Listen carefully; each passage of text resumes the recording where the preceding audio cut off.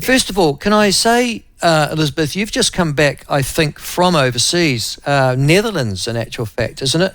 And you've been speaking on exactly this issue of how kids learn. What message were you imparting there?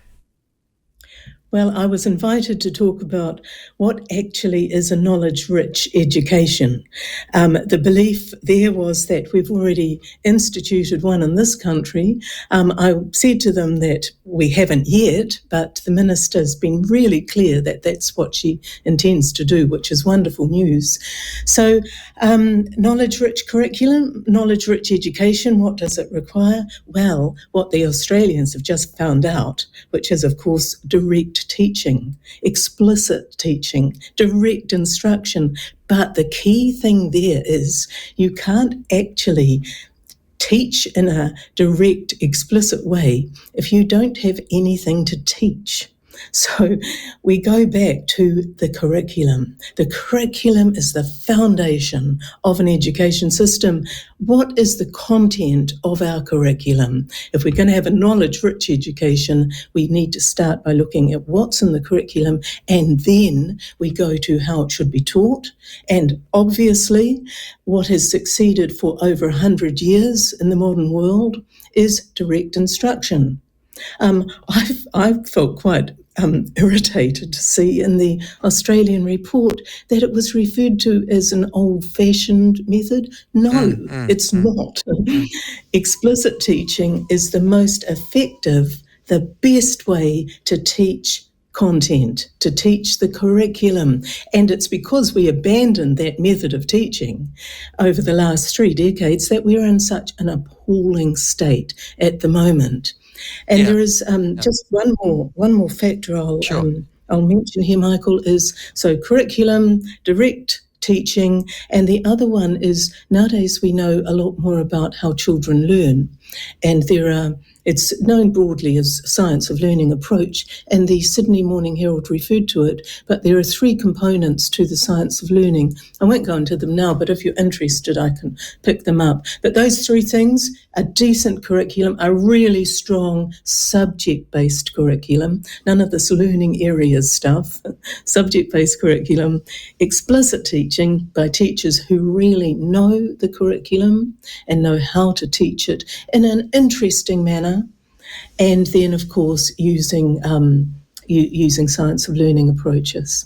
Yep, and this has been reinforced, I have to say, by the New South Wales Department of Education, the University of Queensland, who in actual fact suggest, or the evidence is, that the back to basics teaching approach, Elizabeth, which favours clear direction over student-led or inquiry-based learning, is the most effective way to lift results and help children learn. You've been banging on this drum for the last 10, 15 years, probably your entire academic life. Let's say 20 plus years. Exactly, Michael. yeah. What I really hope to see is that now I think there's a real understanding around the country that we are in a terrible mess. Things are really bad here. The latest statistics, they're just more of the bad news story. So what I really hope to see is that the teacher unions get behind this knowledge-rich education. Let's not talk about learning and learning areas and that's learners anymore. Let's talk about education. Let's talk about teachers and talk about content, curriculum content. And I know that, there are great teachers out there, and there are also teachers who are unsure about what exactly they're teaching and how to do it. And they want direction, they want assistance. So my message to the teacher unions is, look, we know what to do. Let's all get on board together. The minister is determined to lead it, showing great leadership. Let's all do it together and turn this ship around, because we've got to do it. Let's go, though. You've just mentioned teacher unions. I'll come back to them in a second. I can imagine that teacher unions might have a political idea and ideological view, and we'll talk about that in just a second. But for this inquiry-based, student-led sort of learning that became was still so fashionable, but became the primary mode of instruction, Elizabeth, Ministry of Education officials must have led that particular change or that particular momentum, yeah?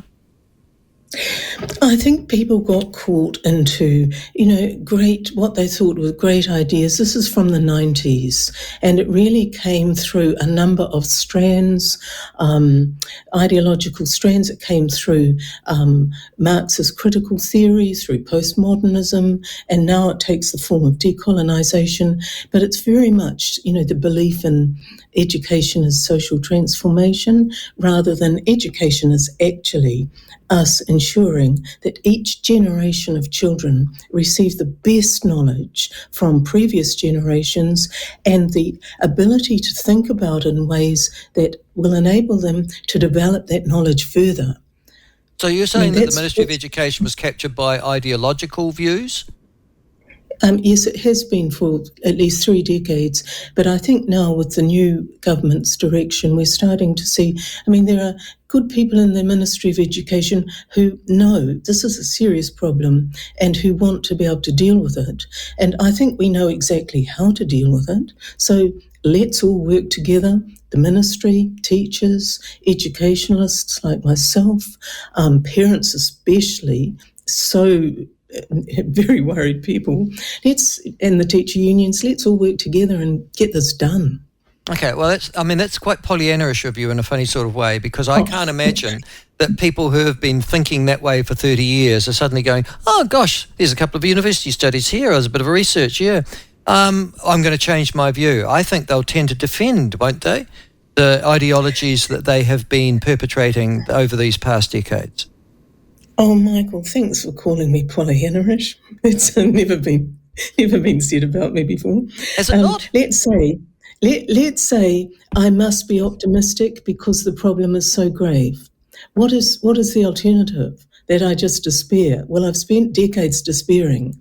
Now I can see we have got an opportunity.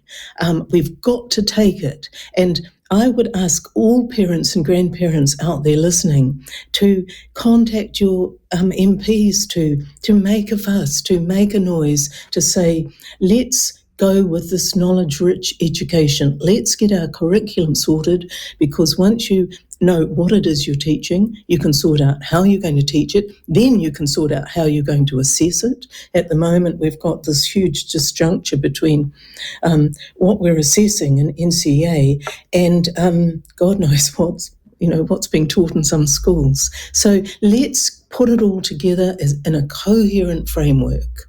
And design it. Again, the curriculum. And this is why I'm going sort of Pollyanna-ish, because I have a view that people who have strong ideologies don't change no matter the evidence that's presented to them. Change must be forced upon them. You think different than that? No, I don't. I think you're right.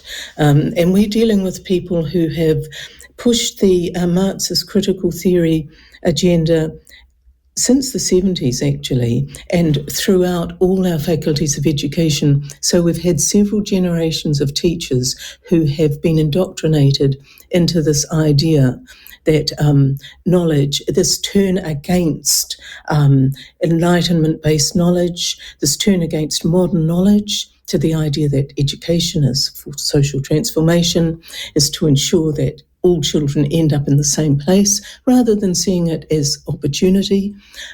So yes, and as well, as Marxist critical theorists, there's now that unholy alliance with postmodernism, where the idea is that there's no such thing as object reality, universal truth, a way of knowing about the world that we can all share in. And as well as that, the last 5 or plus years, we've seen the decolonisation agenda attached to these others. So yes, there is a very powerful force of academics who will be determined to hold on to this notion that is destroying our education system.